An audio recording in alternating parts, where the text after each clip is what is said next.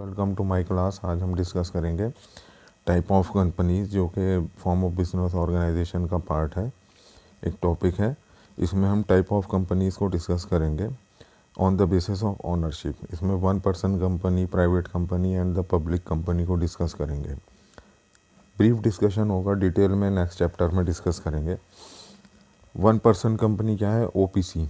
OPC यानी कि जो कंपनी पहले जैसे प्रोप्राइटरशिप में हमने पढ़ा था, प्रोप्राइटरशिप में किसी बंदे को अगर बिज़नेस करना है सोल प्रोप्राइटरशिप, तो वो प्रोप्राइटरशिप वो ले सकता था ऑप्शन। लेकिन अगर किसी कंपनी को, एक इंसान को कंपनी खोलनी है, तो वो भी एक नया एक्ट बना दिया गया है according to the section of 2/62 the companies of act 2013 के जो कंपनी एक्ट है उसमें ये 1 पर्सन कंपनी का प्रोविज़न रखा गया है कि जो कंपनी एक ही इंसान के द्वारा चलाई जाती है।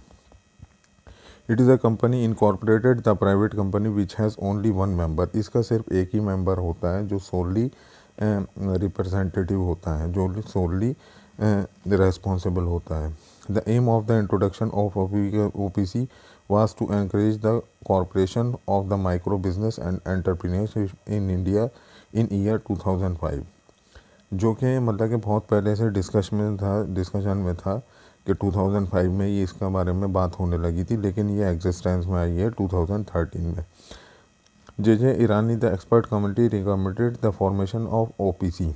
जब ओपीसी को रिकमेंड किया गया और कंट्रीज़ को देखते हुए, जो कि दूसरी कंट्रीज़ में भी पहले से चलता था, इस वजह से जो है यहाँ पे भी हमारे इंडिया में भी जो है ओपीसी का ट्रेंड एग्जिस्टेंस में आया है, जो कि एक एक्सपर्ट कंपनी जे ईरानी एक्सपर्ट कंपनी की तरफ से रिकमेंड किया गया था।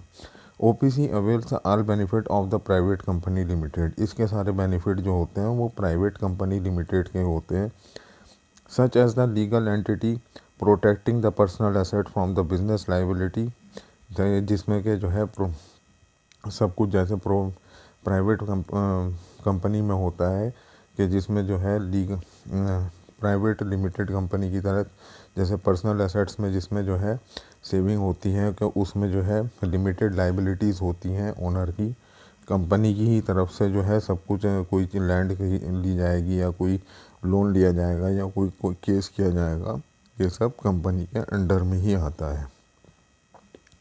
Characteristic of the OPC: only a natural person who is the Indian citizen residence of India shall be eligible to incorporate 1 person company, shall be nominee of the sole member of the 1 company person।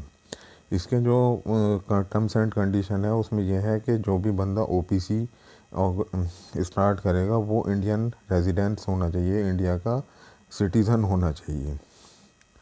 No person shall be eligible to corporate more than 1 person.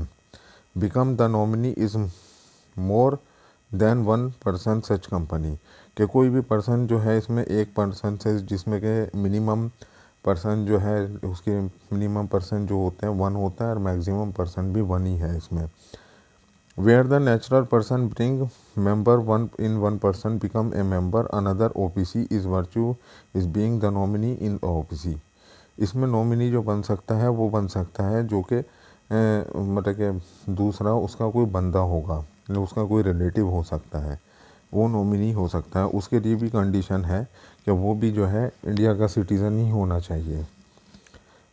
Then the such person shall meet the eligibility criteria is being the member of only 1 OPC, which the period is 180 days। He and she shall withdraw the membership from either of the OPC within the 180 days। कि जो भी company चलाएगा वो अपनी जो है membership वापस ले सकता है अगर वो 180 डेज़ को क्रॉस कर सकता है। इसमें कुछ टर्म्स एंड कंडीशंस और भी हैं। No minor shall become the member of the nominee of the 1 person company can hold the share with the benefit interest. कोई भी छोटा 18 साल से कम उम्र का बंदा जो है इसका नॉमिनी नहीं बन सकता। Such company can not incorporated to convert into company under the section of 8 act. ये जो कंपनी है वो इनकॉर्पोरेट कंपनी में कन्वर्ट नहीं हो सकती, जो कि एक्ट 8 का एक प्रोविज़न है। सच company can not carry out the non-banking in financial investment activities including the investment in the securities of anybody corporates। इस तरीके की कंपनी जो है such company cannot carry out the non-banking financial investment including the investment in the securities of the anybody corporates। इस तरीके की company जो है नॉन बैंकिंग में नहीं लगा सकती पैसे। No such company can convert the voluntary into the kind of the company unless 2 years have expired from the date of the expiration. One person company except the threshold limit paid up to the share capital is increased beyond 50 lakh rupees. Its average and annual turnover during the relevant period exceed 2 crore rupees. In other words, one person company shall be maintain the brackets below in the name of the such company where the name is printed, affixed and engraved।